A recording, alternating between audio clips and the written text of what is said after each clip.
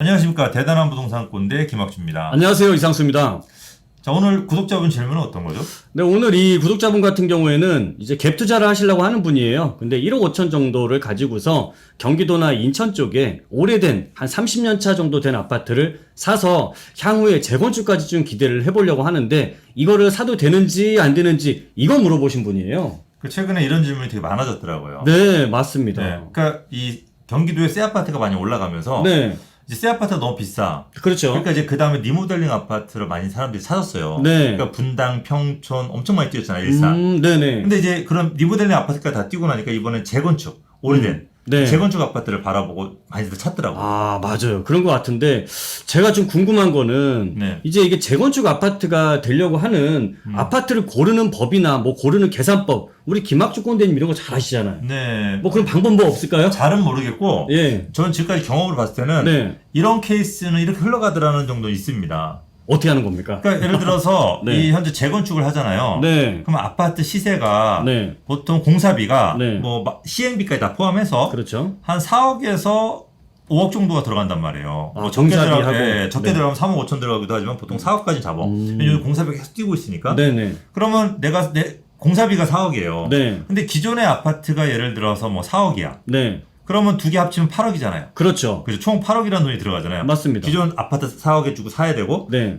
추가 부담금 4억 내야 돼요. 그렇죠. 근데 기존 주변에 새 아파트가 9억이야. 오. 그러면 뭐 내가 내 돈 8억 들여서 9억짜리 아파트 안 받으려고 하잖아요. 아, 이걸 어떻게 10년을 기다려요? 그죠? 9억짜리 그렇죠. 새 아파트를 사버리지. 그렇죠. 네, 그러다 보니까 네. 최소 새 아파트가 한 10억 정도는 돼야지 네. 뭐 재건축이 진행이 되더라고요. 그렇죠. 그래야지 뭐 1억이든 5천이든 뛸 여력이 있잖아요. 아, 그렇겠네요. 네, 그리고 이제 뭐 기존의 아파트가 좀 더 저렴하면 좋고. 네, 그렇죠. 이런 부분들이. 그래서 우리가 이제 보통 재건축이 진행하려고 그러면 네. 뭐 경기도 지방도 마찬가지입니다. 맞습니다. 최소 못해도 한 12억 정도는 돼줘야지 재건축이 좀 제대로 진행이 되고 내가 오래된 아파트 산 것도 좀 뛸 여력이 많아지는 거죠. 아. 물론 대지 지분이 굉장히 크거나 네. 주변 환경에 따라 조금 달라지긴 해요. 워낙 주택이 부족하고 그러면은 네. 그런 것도 재건축이 되긴 하지만 네. 사실 리스크가 크지. 그러니까 이제 재건축을 본다고 한다면 일단 기본 아파트 10억 이상, 네. 12억이면 아주 좋고. 네. 그러니까 지금 뭐 GTX 생긴다 해서 아파트가 12억까지 뛴 지역들 있잖아요. 새 그렇죠. 아파트가. 그런 지역은 낡은 아파트가 아직 싸거든요.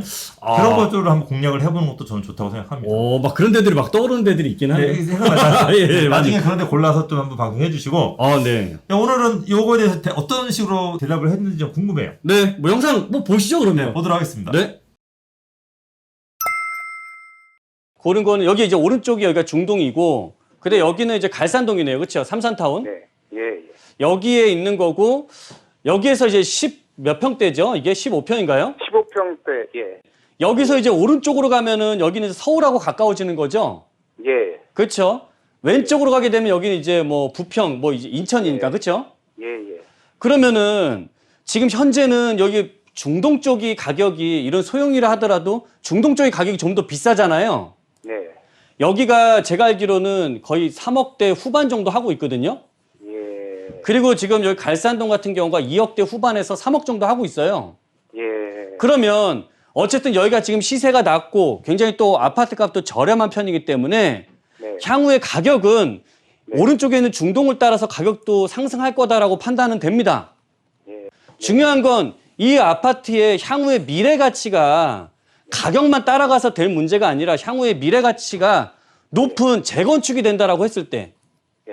재건축이 되고 재건축이 잘 될 수 있는 단지다라고 한다면 이 가격이 4억대로 오른다 하더라도 남들이 사주겠죠, 내 집을. 예. 비싸게라도 사줄 거 아닙니까? 미래 가치가 높다면. 그렇죠? 예. 그런데 지금 이 주변 일대에 있는 요런 열 몇 평대 있는 아파트들이 뭐 재건축이 된다라고 해서 한 20평대 있는 아파트들로 간다라고 하면 여기 있는 주변의 시세가 좀 더 높아야 되는데 여기는 아직까지 한 6, 7억대 정도밖에 하지 않거든요. 예. 그러면 재건축을 해서 그냥 아파트를 받는 거 아니잖아요. 내 또 추가 부담금도 들어가야 된단 말이죠. 그다음 또 긴 시간을 또 기다려야 되는데 그렇게 보기에는 지금 사업성 자체가 높다라고 판단이 안 됩니다. 자, 잘 봤습니다, 이꾼님. 네. 술 안 드셨죠? 아, 그럼요. 항상 열정적이라니까요. 얼굴이 빨개서. 네. 자, 일단은 예. 우리 지금 기존에 이분이 매수하려고 하는 이 갈산동 네. 인천이잖아요. 네, 그렇죠. 여기를 사이에 두고 여기는 인천이고 그렇죠. 여기는 경기도죠. 맞습니다. 아파트 가격 조금 다르잖아요.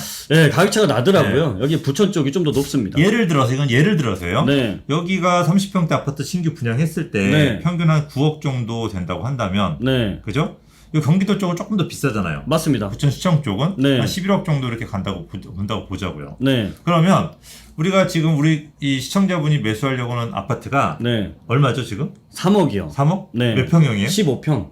그 15평형이 30평대 받기 좀 힘들 테니까 그렇죠. 조금 더 큰 거 예를 들어 4억짜리를 매수한다고 보자고요. 네. 그럼 4억짜리를 내가 추가 부담금 아파트 짓는데 4억 정도 들어간다고 가정했을 때 네. 4억 정도 들으면 내 돈이 8억이 들어가잖아요. 그렇죠. 그죠? 그럼 내 돈 8억을 투자해서 9억을 만약에 9억짜리 새 아파트를 받으려고 한다면 재건축이 진행이 힘들잖아요. 아, 힘들죠. 그러니까 더 뛰지 않는 이상. 네, 그렇죠. 9억이 시아파트 10억, 뭐 11억까지 뛰지 않는 이상은 이 4억짜리가 재건축이 좀 힘들다고 보는 게 맞죠. 네, 맞습니다. 그러니까 이권자님 얘기하시는 게 맞는 거고. 네. 이게 만약에 예를 들어 경기도 부천이랑은 또 얘기는 달라지죠.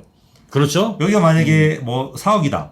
그렇죠. 똑같은. 네. 그럼 이건 추가 부담 4억이잖아요. 네. 그럼 8억을 투자해서 11억짜리 아파트를 받으니까 얘는 재건축이 될 수도 있고 그렇죠. 재건축이 된다는 움직임만 있어도 4억짜리가 한 1억 이상은 뛰는 네. 요렇게 바로 네, 상승할 수 맞아요. 있는 여지가 있다라고. 뭐 재건축이 된다라고 뛰는 게 아니라 사실 올라갈 여지가 많다라고 하면은 그만큼 또 미리도 뛰잖아요. 그렇죠. 네. 그러니까 이게 이제 요 길 하나 사이에 두고 네. 도로 하나 사이에 두고 새 아파트의 시세가 어떻게 되느냐에 따라서 우리 재건축이 되냐 안 되냐 오래된 아파트 선택하는 기준이 달라지는 거예요. 네, 맞습니다. 그러니까 5천만 원 조금 더 비싸더라도 이쪽으로 넘어오셔야 되는 거죠. 그죠? 그렇죠. 경기도 쪽으로. 네. 이게 되게 중요한 포인트고 저는 또 두 번째가 네. 이 지금 현재 신도시를 많이 만들고 있잖아요. 그렇죠. 며칠 전에 12만 가구 또 신도시 만들겠다. 14만 가구. 14만 가구 예. 만들겠다 발표했고 그러면 서울에서 봤을 때는 여기보다 조금 더 접근성이 좋은 지역에 막 신도시들이 들어설 거란 말이에요. 그렇죠. 근데 이 신도시들의 30평대 분양가가 네. 뭐 적은 것들은 뭐 5억대 중반, 네. 높은 것들은 뭐 7억대 중반 정도 끝난단 말이에요. 네. 그러면 여기 새 아파트가 뭐 9억, 11억이라고 한다면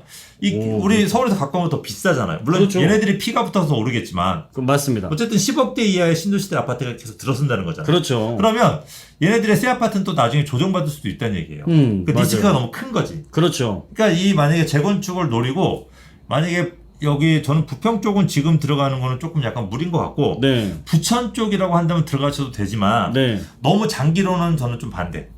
한 3, 4년 정도. 향후에 또 경기도 쪽에 예, 신도시들이 그렇죠. 들어서면은 중간에 수요들이 여기까지 안 올 수도 있으니까 맞아요. 한 3, 4년 정도 투자하고 빠져나오는 그렇죠. 그런 투자 전략을 저는 보는 게 좋고 여기 주택을 가지고 계신 분들도 네. 한 3년 후에는 네. 한번 뭐 매도 타이밍을 한번 잡아보시는 건 어떻겠냐라는 생각을 이제 이 방송을 보고 했습니다. 그렇죠. 뭐 당장에 신도시가 들어가는 건 아니겠지만 네네. 그래도 이쪽으로 이제 향후에 대기 수요가 또 신도시 쪽으로 간다라고 하면 우리 수요를 뺏길 수도 있잖아요. 그렇죠. 잘 아시다시피 네. 그 경험 많이 해봤잖아 저희. 맞아요. 네. 그러니까 미리미리 좀 준비할 필요가 있네요. 네 맞습니다. 그럼 꼰대들 구독해야 되겠네요?